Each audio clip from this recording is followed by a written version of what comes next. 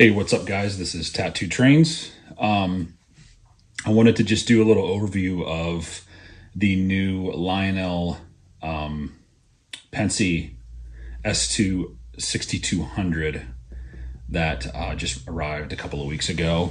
This is one of my favorite engines that I have currently right now. For those of you who know, I'm a pretty big Pensy guy, and when this engine was announced, I was not only excited that it was coming back out. However, the price point was a huge selling point. I think not just for myself, but for a lot of people. I believe I got this engine for right under 1,300, something somewhere around in there. So for the size of the engine and for the features that are in the engine, I think that it's a fantastic, if you want to call it a value. There's really nothing about collecting model trains that's a value in my opinion. But for some reason, this engine they've done a lot of upgrades to it. I don't have the old one, so I can't really compare. But from the videos that I've seen and from the versions that I've seen other people do and do reviews on this definitely is a step up. So some of the first things that you'll notice about this engine is the size of it. I think a lot of people underestimate how long this engine really is, and it comes in right about 30 inches. That's a pretty long engine. I mean, especially that's the same size as my Class A, which is a 2664 articulated. And obviously for one of the biggest reasons for that is that longer tender. But the engine itself is extremely long with that wheel arrangement of 686, which makes it a little bit longer. This locomotive is recommended for 072 curves. I highly recommend 072. Anything below that, I have run it on 60. However, now that Lionel is incorporating back here with the drop plates connecting to the tender, you'll notice when you go around a tighter corner, say that's not the minimum recommended, that the drop plate will fall down. So that's one of the reasons why I've seen in the newer release that just came out with the K4s in there that they are an 060 minimum. And I'm thinking because now that they're putting drop plates into things, that when you get around those tighter radiuses, those plates will fall. And the cool thing about with the drop plates is it closes up that gap a little bit more, which is really, really nice to have. And it's just another extra added feature of more realism. The great features too on this as well, on top of those, is obviously you have the quad stack at the top, which is really nice to see smoke billowing out of that. The whistle steam effect's really, really nice. The reservoir for the whistle steam is under this dome right here, which is a nice touch because of the length that it would take to travel from filling here and your whistles way back here. So having that footprint so large, it's going to be almost probably next to impossible to be able to feed that whistle steam, which I think is really, really nice. The other thing that I like about it, I love the smoke deflectors on this one. This is the 6200 with the smoke lifters. I know there's a couple other versions that have the lower ones. I think it might be the as-built, or one of them. One of them has the smaller lifters on them, which is cool as well. They made several different offerings with this. This one included the 6200 and the as-builts. There was a Tuscan one, I believe a Chessie, and one that's based off of the T1, that paint scheme, which is really nice looking, and a couple custom runs that are out there. I know Mr. Muffins did one, and Stu from Metka. They have a beautiful rendition for celebrating the 250th anniversary of America, which is out now. Again, like I said, with the smoke features and whistle steam and things like that, that's pretty much where you're ending with as far as the steaming features. The turbine effect on this is really cool. One zonk that I will give it is I wish it was just a little bit louder. And on your remote, I wish that you were able to change, quote unquote, the RPM level of the turbine spinning. That was something that I was hoping that would be a feature that you would see like on a diesel, where you can you can simulate through the different steps of RPM, which is something that I would have really liked to see on this model. The other thing that I would have liked to see, now again, these are just things that my opinion. But again, I have to kind of reel myself back in and be like, well, you know what? For the price of the engine, obviously you get what you pay for. Up here at the top, the roof hatch for the cab, I wish was functional. It is not. It is a molded in detail. I mean, it's a quite large roof hatch, and it would just been a nice little added touch to be able to open that to see down into the cab itself. The crew figures look great. All of that stuff looks great.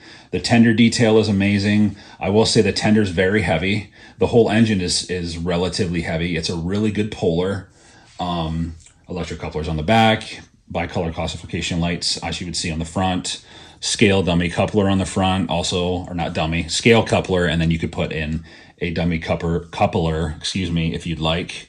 That signature front end Penske logo, and the protruding headlight is a classic symbol for the Penske. But all in all, I definitely give this engine a 9 out of 10, just because of the value, but also the sounds that they were able to put in it, having the turbine effect, and even the turbine effect in reverse sounds really cool. But like I said, I just wish it was just a little bit louder on the volume.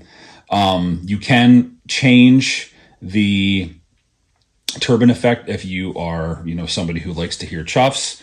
Most people, when they see a steam engine, they want to hear the chuffs. So that is an option if you hit the aux3 key.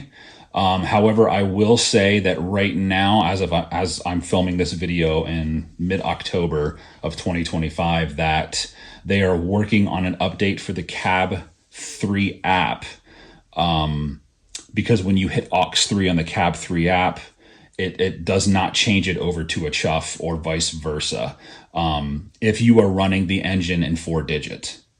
So keep that in mind. If you program the engine and you want to have the chuff, do not program the engine as a 4-digit engine.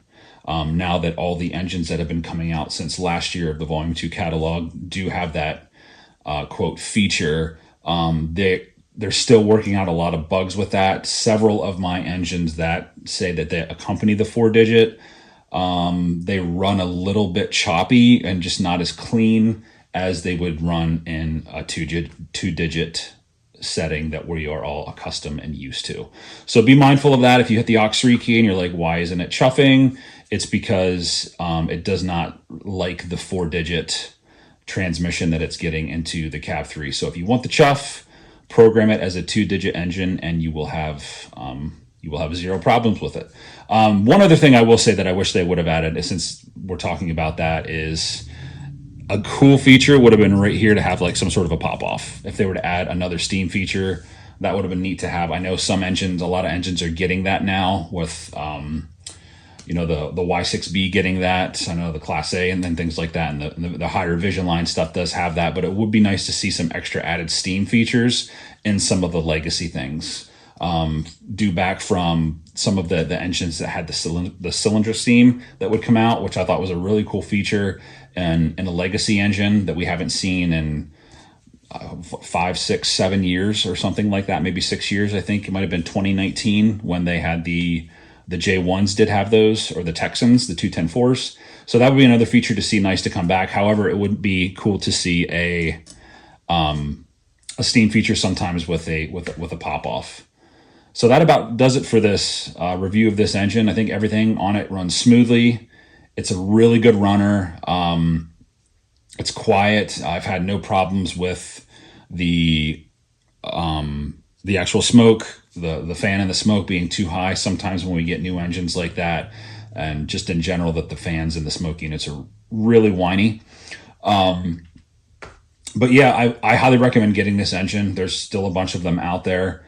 If you're going to York, you might be able to get one for a good deal. I mean, don't expect to pay crazy low amount of money for this engine, being that it's so new. However, you never know.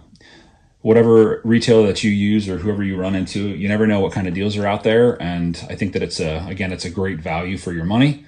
I've pulled probably 30, 40 cars with this. Pulls no problem.